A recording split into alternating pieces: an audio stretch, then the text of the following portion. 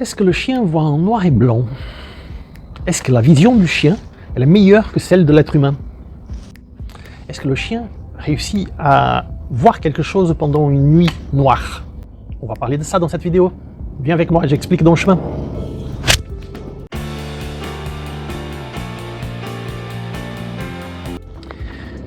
Bien le bonjour, je suis Mauricio Veto dans ma chaîne L'Ami des Bêtes. Et aujourd'hui, on va parler de vision, on va parler de vue, on va faire une vidéo visionnaire. La vue est le principal sens de l'être humain.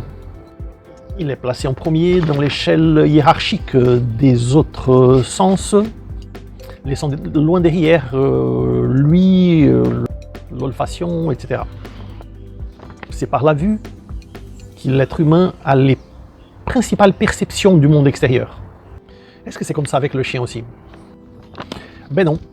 Avec le chien, c'est différent. L'hiérarchie, elle est complètement inversée. Les sens principaux du chien sont l'audition et l'olfaction, suivi de près par la vision, qui n'est pas si mauvaise que ça.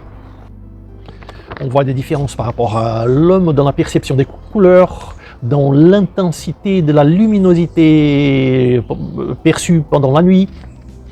Et on va développer tout ça au long de cette vidéo en étapes. La perception des couleurs.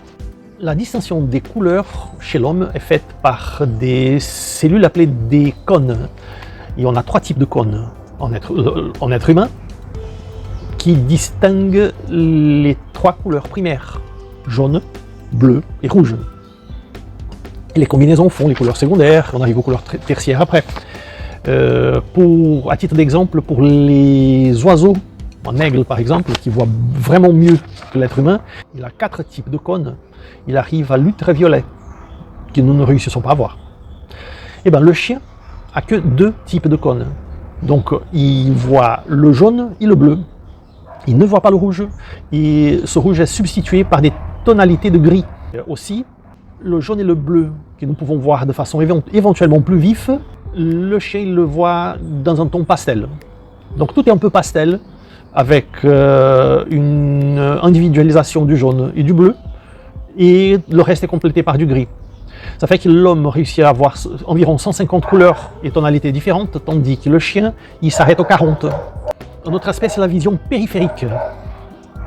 Tandis que l'homme, avec ses 2 yeux postés devant, réussit à avoir un éventail d'environ 180 degrés en vision périphérique, le chien, il réussit à avoir 240. Il voit dans un éventail beaucoup plus grand. Plus l'objet est périphérique, moins il est net pour le chien, mais de toute façon, la myopie normale du chien ne le permet pas de voir avec beaucoup de netteté au-delà de 6 mètres, tandis que nous arrivons à environ 22 mètres. Un troisième aspect est que le chien, il est beaucoup plus sensible au mouvement que nous.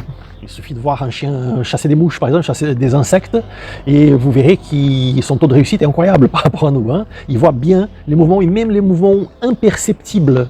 Un petit insecte qui serait derrière une feuille et qui bouge un petit peu, il se rend compte de ça, tandis que nous, non. Et un détail est que la couleur de l'insecte n'est pas importante. Une fois que le mouvement y est, c'est ça qui compte, et beaucoup moins la couleur, pas du tout même. Enfin, il y a la vision nocturne, où le chien il a cette faculté vraiment plus développée que nous. Là, on parle d'autres types de cellules. On avait parlé de cônes pour la distinction de couleurs. Là, on parle de bâtonnets, qui sont les cellules responsables pour l'utilisation de la lumière. Plus on a de bâtonnets, mieux on voit en pénombre.